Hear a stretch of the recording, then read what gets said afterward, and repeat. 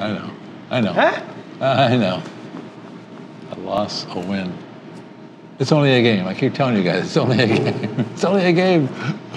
Yeah, I know. I don't even get angry at him when he says that anymore. I mean, that's. But he's such a fraud. He's such a fraud. Is why I get angry. It's true. It's true. Thanks. But you're our fraud. Oh yeah, Mike. that's right. Keep it right here. Exactly. Grab your pencil and your paper. It's the obligatory PSU pregame show.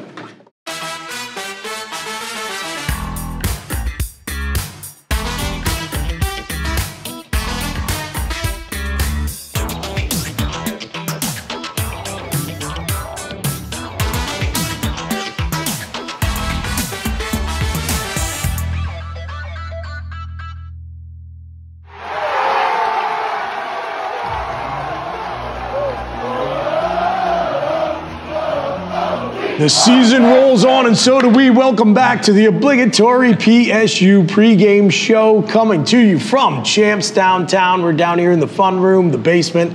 Lots of cool stuff down here. Arcade games, pool tables, pinball, your favorite. Oh, yeah. I am your fake host, Chris Buchignani. I am joined by legendary campus icon Mike the Mailman. Hi, everybody. Indiana next week, right? Yeah. Indiana. Adorned in our autographed Penn State football helmet. Former OnwardState.com managing editor Kevin Horne. Hey, man.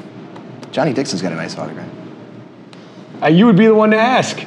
You're the expert. Oh, yeah. Okay, guys. So let's talk about last week. And if you couldn't tell from the intro, I don't even really know how to feel about these games anymore. Penn State was the right side to be on that game. They played a heck of a game. I thought they played a heck of a game. I agree. Yeah. The ending was pretty miserable, but I enjoyed Yep. the majority of the game. 75+% of the contest was enjoyable to me. Yep. Crowd was really good. Yep. And, for the noon kickoff, the energy level was there. It was, I have my thoughts, but before I share them, Kev, where are you at? Yeah, it was fun, and then I was just nervous, and then you sort of knew what was going to happen before it happened, and then it happened, right? And then you're Gotta finish. disappointed, and then it's like, all right, Orange Bowl. I was a combination of allowing myself to get sucked in, but not too much.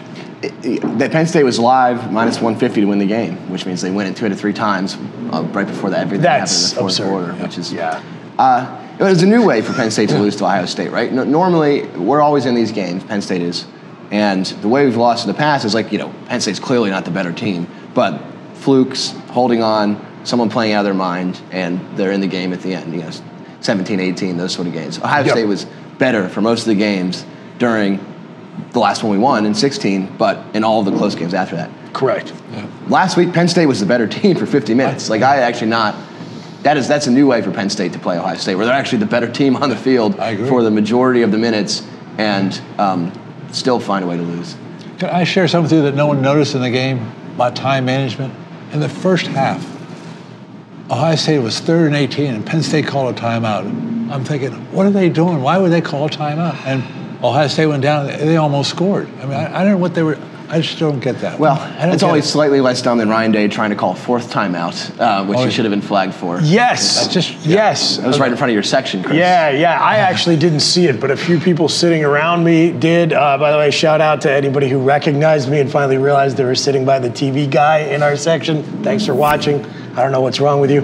But that's right.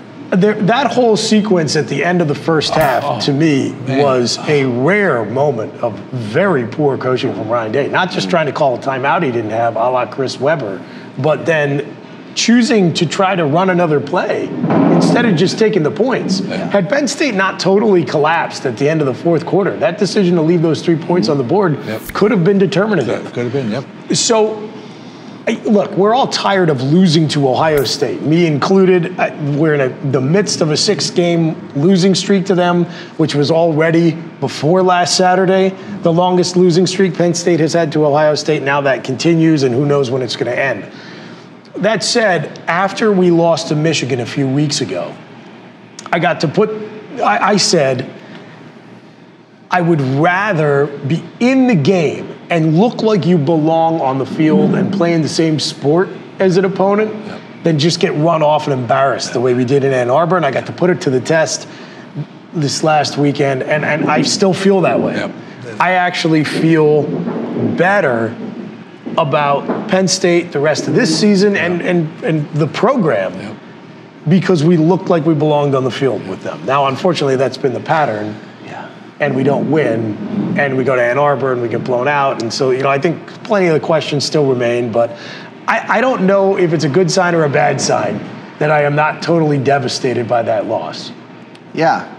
Maybe it means I have perspective. Maybe it means I'm just becoming more apathetic and numb to it. Yeah, I'm just confused about it, really. It's very confusing. You got a little of everything, right? You got Sean Clifford with 4 turnovers. You got Parker Washington played out of his mind, the best game of his career. Ever. It's fun watching Joey Porter Jr. and Marvin Harrison go up against each other. Yes.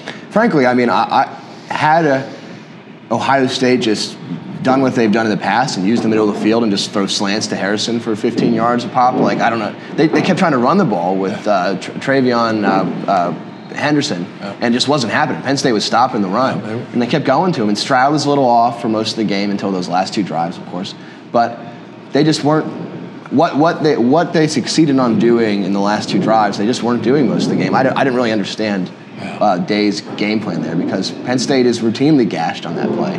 And frankly, it's hard to defend. Most teams are. But Penn State in particular, Ohio State just gashes them on that crossing route to their best receiver every single year, and they just didn't start doing it until the 4th quarter, really. Very strange game plan there. And the fact that Penn State still covered the game when Ohio State had short field 4 different times, some Sean's fault, some not. Bryson after getting absolutely torched on the fumble, just absolutely destroyed.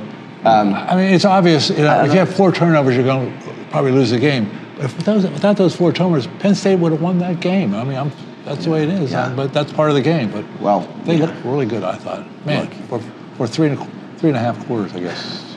I don't know. Quarterback, man. What can you do? Yeah, we're going to talk a little more QB in the next segment.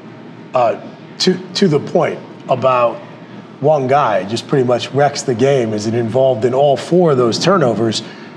That remains the issue. It's been the same problem with chasing Ohio State for years and years. And look, the rest of the conference and frankly most of the country has the same problem. That it's not just the top end talent; it's the depth. You have one 5-star guy get hurt or graduate or go to the NFL, and you replace him with another 5-star guy, and that 5-star guy probably has a high 4-star or a 5-star backing him up. And over the course of 4 quarters, if you're Penn State, you have to play above your head consistently. You have to play your best game and not make any mistakes. And if you're Ohio State, you can sleepwalk through entire quarters and then just turn it on when you need to. And that margin of error, that slim margin of error, that's what we need to keep working to close. And then you just got to then you got to have the ball bounce your way a couple of times, like it did in 2016, and it has not in years and years, in 6 years. Yeah. Well, having the crowd mattered, though. I mean, it made a big difference. For sure. Yeah, Ohio State was off. I mean, there should have been more delays of games that were actually called. It seems like they're giving them 2 extra seconds now on the play clock, which is nonsense. But yeah, they were clearly rattled for most of the first half. The crowd stayed in it. It was probably I don't know if it was quite Minnesota loud, but for a longer period of time, it was much louder. It's loud as it's been since before COVID, in my opinion. So yeah, that was great. Clearly threw them off. Clearly mattered. Big deal when you're playing a team like that. But again, our 6-year quarterback, that's what 10-2 is the ceiling, and it's a pretty darn good ceiling, but it is the ceiling. Yeah, so we'll talk about that. We'll talk about the QB situation and more on the other side of the break. Stay with us. You're watching the obligatory PSU Pregame Show. We'll be right back. Solo cup in my right hand, pigskin in my left, and it just feels so right, man. College football's back. Yeah, we're back. It's the obligatory PSU Pregame Show. It's Champs Downtown. I got Mike the Mailman and Kevin Horne with me here this week, and we are continuing conversation about the state of the season and the program, really, coming off a 6th straight loss to Ohio State. And so, Kev, we've been talking about it the last few weeks. I think you even mentioned it last segment. Penn State will be favored in its final 4 games. 10-2 is the outcome, which gets you tripped to a New Year's Six bowl, almost certainly. Probably Orange Bowl is what we're looking at. And I guess the first question I want to ask both of you guys is, for this team and this year, how does that make you feel? Yeah, delighted. I mean, exceeding all preseason expectations. Yeah, I mean, you and I, like we talked about last week, we were down on them. We thought this was not going to be a good season. If they can run the table the rest of the year, I'm going to be very happy. Even the most optimistic, other than Mailman, who's a fraud, even the most optimistic had Penn State losing to Michigan, Ohio State, and probably one of, if not more than one of, Purdue, Auburn, and Minnesota, right? Yep. And that's right. Penn State got through those last three, two of them with ease. Purdue was a sweat, of course, but they're shaped up to be a pretty good team this year. Yep. We haven't yet had, this isn't wood, but we haven't yet had the one inexplicable James Franklin loss to a far inferior opponent, right? But the Big Ten's down, the bottom half of the Big Ten's down this year. Rutgers is abysmal. We're not losing to Rutgers. Indiana is pretty bad. I mean, crazier things have happened, but although they're the only team that beat Illinois this year. Right, kind of fluky, and they've really fallen off since then. I think they've sort of lost the team there. Michigan State, they actually played Michigan pretty hard last week. That could be iffy, but again, it's at home, and Penn State will be, again, double-digit favorites against them. Maryland's the only one that I see that, again, they'll probably still be 10-point favorites, but I think they're the best of the 4 teams remaining on the schedule. Yeah, I think that's right. Especially with the quarterback, if Tua comes back. I do think it helps that the 2 toughest opponents are the 2 that you get at home. Like, if you look at that slate of 4 games and you were to say, where would you want to go on the road? You would say, for sure, Indiana and Rutgers is where you want to be playing. You don't want to be in East Lansing in late November. And, look, Penn State's had a lot of success versus Maryland, but you'd rather have them at home than not. So, yeah, I agree. 10-2, how you feeling about that, Mailman? That's great. Great. You never had a bad day. I'm very happy because you guys are both 7-5 guys, right? Correct. So you guys should be very happy. I mean, it's a game. It's a football game. Who knows what's going to happen during the season? But I did say that I did. You reminded people that last week I said Michigan would have been the worst of the 3 games. You did. Yep, you did. I don't mean to gloat. Thanks for reminding me. I don't mean to gloat. Yeah, don't gloat when we lose. It's a bad look. I'm just trying to get the word fake out of my idea. Okay. So, elephant in the room, I suppose, is the ongoing and, in my opinion, exhausting dialogue over the quarterback position. Oh, yeah. There are a lot of people who I think have a reasonable, defensible view that once you lose your second game and you are, for all intents and purposes, out of the running to pursue the conference title, that is the appropriate time to say, Penn State recruited something they've only done once before in Christian Hackenberg, and even then it was arguable as far as rankings in bringing in the #1 quarterback recruit. Mm-hmm. And we've watched other programs who are of the caliber we are pursuing here at Penn State, Clemson in particular, make tough quarterback switches when they had a blue chip recruit quarterback sitting on the bench. And so the logic goes, we're going to be favored no matter who's under center for the rest of the season, regular season games I'm talking about, and continuing to start a 6th-year quarterback with no remaining eligibility is a sunk cost versus the value of letting your true freshman with the pedigree come in, operate the offense, take some lumps, and get a jump start on next year. Kev, where you at? Sort of in the middle. I mean, I was getting hated on both sides on Twitter this week. It's very tough. Really, I hate these divisive quarterbacks. I'm like either too positive or too negative, depending on the person. I don't have a strong feeling about it. I would just modify what you said slightly in the sense of, I don't think the season's a loss once you lose a game or 2 games, right? I'm not one of those people. I am delighted with 10-win seasons still. Yeah, same. I like New Year's Six Bowls. Hopefully we bring our starters.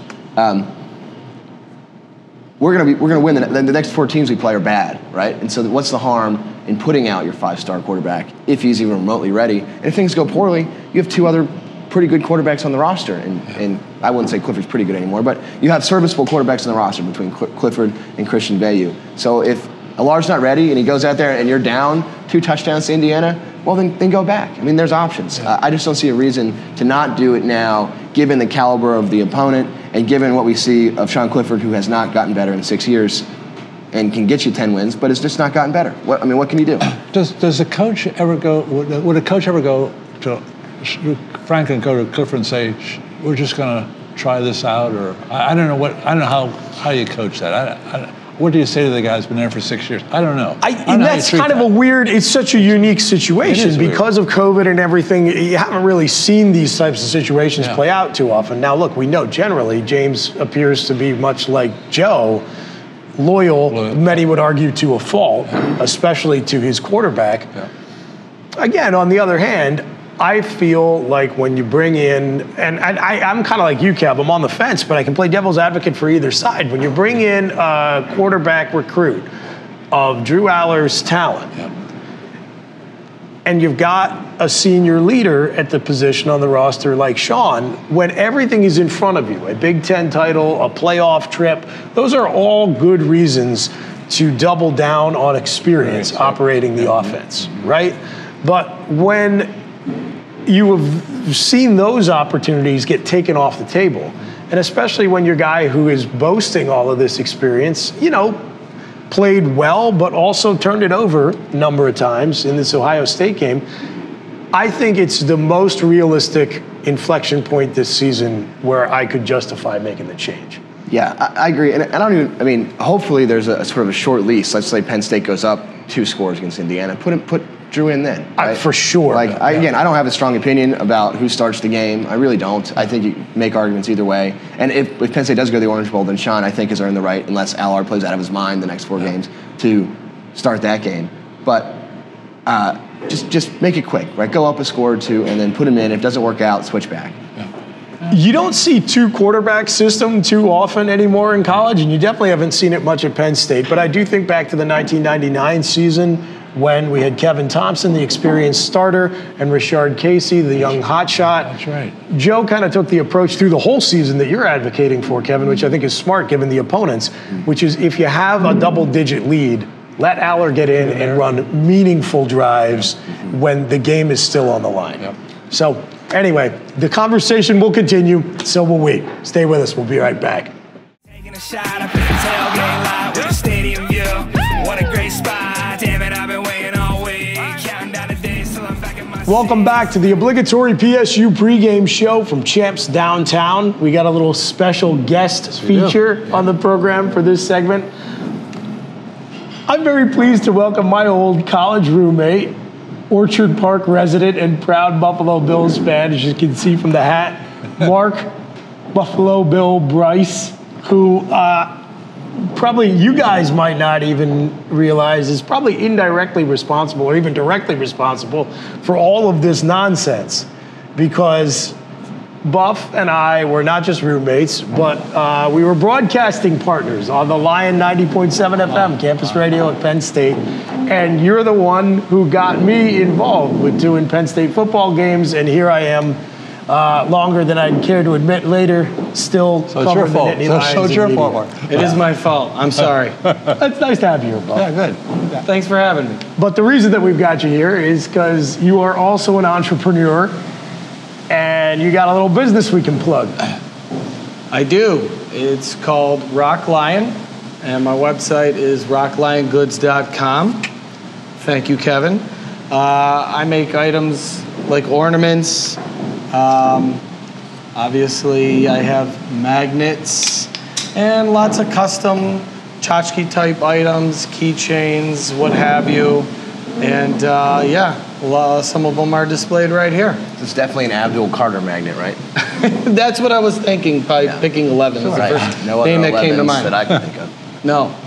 And so, I think it's a pretty cool story. You come to Penn State, you're a longtime fan, even though you're from Western New York, and fall in love with the place, fall in love with the team, and you're back home living, but you still do a lot of Penn State stuff in your business life. I do. Hence the name Rock Lion. The lion's pretty apparent. The rock obviously came from the place where we stayed together. Yeah. Not obviously to anybody watching this. But true. But to you, I'm speaking it. with, the story. The rest of the audience does not. I apologize. So, and you don't just make Penn State stuff. Correct. But I know you do a lot of stuff for, around the Bills and around the Buffalo area, but you'll do custom work as well, right? I do.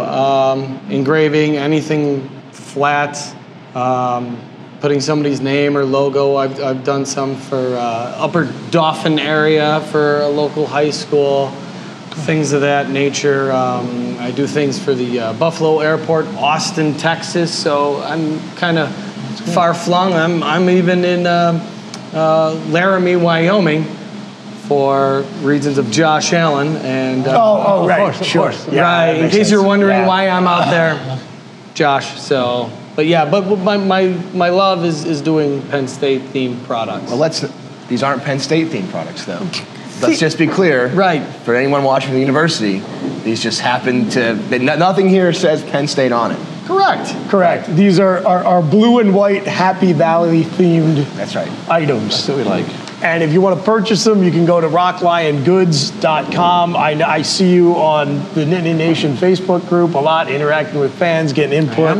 And you can also buy them locally at several different establishments. Shout them out. When you're here at game day, you can go to Family Clothesline or Lion and Cub or SBS or even the Hallmark.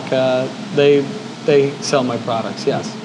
This old Santa Claus guy has to be a big hit on the Nittany Nation page. Those it is. My gnomes are my top sellers. Oh, it's a gnome. It's not Santa. No, it looks similar, but I have several other styles. But yeah, the gnome ornaments and magnets are very popular. Yeah. My wife is the one that suggested that, so Makes sense. Right. We're going to get Mike the Mailman a magnet for his refrigerator. Trust me, you'll do a ton of business from the B&B crowd coming in. Oh, that's right. Hey, where'd you get that? Nittany Lions this year, what do you think? Rest of this season. Give me a record prediction. We're going to finish with how many regular season wins? I say 10. 10-2 is not out of the question, and hopefully New Year's 6, perhaps Orange Bowl. That would be very nice. That'd be nice. Okay. Mark, Bryce, Rock Lion Goods, good to have you here, man. Awesome. Thanks for coming on. Thank you. Stay with us. We'll be right back. Go State. Taking a shot up in the tailgate lot with a stadium view. What a great spot. Damn it, I've been waiting all week. Counting down the days till I'm back in my seat. Tim and Steve here from the Let's Talk Penn State podcast with a few fun facts about Indiana. Cue the Faisal. Some Hoosier alumni for you. Joe Buck, Mark Cuban, Jonathan Banks from Better Call Saul. Tim, give me your Mike Ehrmantraut impression. I like all the alumni at Indiana. Hey, Penn State will play at Memorial Stadium in Bloomington. There are so many of these. Illinois, Nebraska, Cal, Clemson, many more. There are 16 Memorial Stadiums in college football. So many things to memorialize. Our Citizens Bank game day button this week. Hope you get sick of more losses. Not one of the best indisposed snoozers, ones that we like. Indisposed is the best. If you're going to this game, check out the Big Cheese. They're famous for grilled cheese, of course. Get the Mac Daddy, which has macaroni inside. And how about the fight song? Bum, bum, bum, bum. It's all right. It's all right. It's a Big Ten fight song. I like it actually quite a bit. I say good job. Go State. All right, we're back here on the Obligatory PSU Pregame Show, coming to you from Champs Downtown, right here in the heart of Happy Valley. A reminder to everyone, this helmet you see on our set every week could be yours. It has been autographed by every player and letterman who appears on the Blue and White Players Show all season long. And you can enter yourself for a chance to win this helmet by making a donation in any amount at sopapaternalfund.org. We promise we won't let Mike the Mailman sign it. Yeah, absolutely. And Mike will not be able to have his family making multiple entries trying to win the helmet. Oh, the family members are ineligible, Mike. But you'll be honoring the legacy of Joe and Sue Paterno. You'll be supporting a great cause and maybe becoming the owner of a unique Penn State autographed item. All right, guys, Indiana. Not a good football team. No, not good. Yeah. Strange that they did beat Illinois, as Mike mentioned, before we knew Illinois was good. Yeah, they're Illinois' only loss. It's crazy. It's crazy. It was a 23-20 result. One of the top bars in Bloomington, Kevin. Tell our audience what the... Well, you would know. Best bar in the Big Ten. It's Nick's English Hut. I've talked about that on the show before. You have, yes, for sure. On Kilroy's. Not even... It's. I will be there 3 days in a row. I'm looking forward to it. Good. So you touched on it earlier, Kev. There's not a whole lot to go deep dive in on India. I mean, this is like their offense and defense are both ranked like 95 to 100. Yeah. this is a team Penn State should be able to handle relatively easily.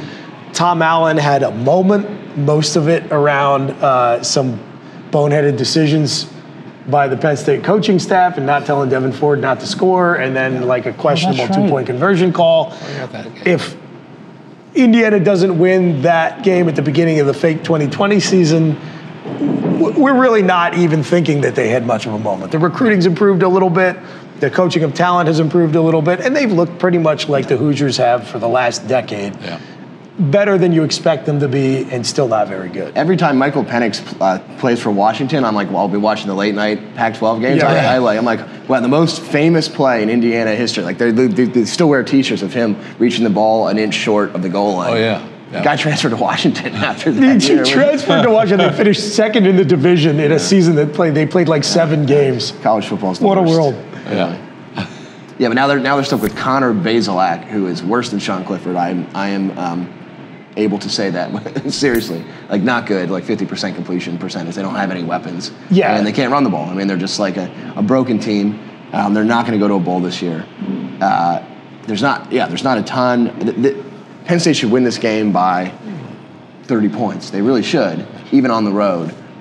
Indiana has no weapons, and I think Tom Allen's lost the team. It seems like the wheels are off a little bit. Yeah, it's tough to motivate a team that thinks maybe, when we're trying to climb up over the edge and get to like consistent bowl eligibility, which would be success for Indiana to win 6+ games every year, and then you start backsliding the way they have and eating some of these tough losses, the wheels start to come off for sure. 5 in a row. We're coming in 5 losses in a row for Indiana. Yeah, and I'm sure the fan base has shrunk, because that happens. Such as it is, it's not too big for football out there to begin with. Brandon always says one of the worst places to play because there's not a lot of activity. They're ready for basketball, Mike. That's right. Get ready for basketball.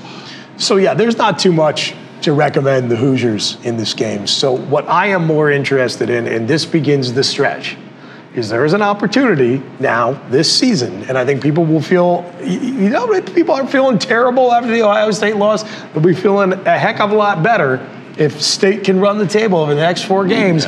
They can do something that they haven't done not once, under James Franklin, and that is win every single game that the general consensus says they should win. You're right. And in Maryland and Michigan State, after this Indiana game, we've got some opponents coming up who could nip us. But man, that's another way that this season could be a big step forward for Penn State, not just to get back on the winning track and win 10 games and maybe win a New Year's Six Bowl or at least play in one. Yeah. But for the first time, you don't have a bonehead Illinois, Michigan State type loss where you look at the 2 teams and you say, man, that team is not as good as us. And they just outcoached us, outplayed us, whatever. We got beat. And this begins that stretch, and I think it's critical for James and the program. Sure. And that was frankly the last decade of Paterno, right? You'd win every game that you were supposed to win. You would lose almost every game that you were supposed to lose, with a couple of exceptions, which made for magical seasons. And I had a lot of fun with that, right? It's a lot. If you're rooting for the team and they're just losing to better teams, hey, that's right. You can live with that. And the reason why the Franklin year has been so frustrating is, like you said, it has not been that. You're losing to the teams that you're going to lose to, and 1 or 2 additional. So, yeah, important 4 games. Then we get to have the argument about whether bowl games and New Year's Six games are just scrimmages that we shouldn't care about, and telling us what and what to care about and what not to care about as half the team opts out. But I will be in Miami, and it will be fun no matter what. And you still have the pressure. I mean, because at this point, you're thinking as much as just what signal are you sending to recruits? What are boosters who now need to get into this NIL game thinking? How are they feeling? All that stuff is absolutely critical. And the stretch starts smoothly against Indiana. We'll have our score predictions on the other side of the break. Stay with us. What a great spot. Hi everybody, Mike the Mailman with Week 9 of Trends to Treasure. This is for the weekend of November 5th. Our first play this week, we go to the Big Ten. We have the Michigan State Spartans at the Alumni of Illinois. Michigan State is 9-3 in the last 12 games, so the play here is Michigan State. The second pick this week is the Green Wave of Tulane at the Tulsa Golden Hurricanes. Tulsa is 8-1 in the last 9 matchups, so the play here is the Tulsa Golden Hurricanes. Our third pick this week, we have the Colorado Buffaloes versus the Oregon Ducks. Oregon is 7-2 in the last 9 matchups, so the play here, take those Ducks. For our bonus pick this week, we have the Stanford Cardinals putting Butch T. Cougar on the plane and hosting the Washington State Cougars. Stanford is 0-6 in the last 6 games and 1-4 in the last 5 games, so the play here is to take the Cougars. That's it for Week 9. I'm Mike the Mailman. We'll see you next week with another edition of Trends to Treasure. And don't forget, bet with your head and not with your heart. Go get 'em.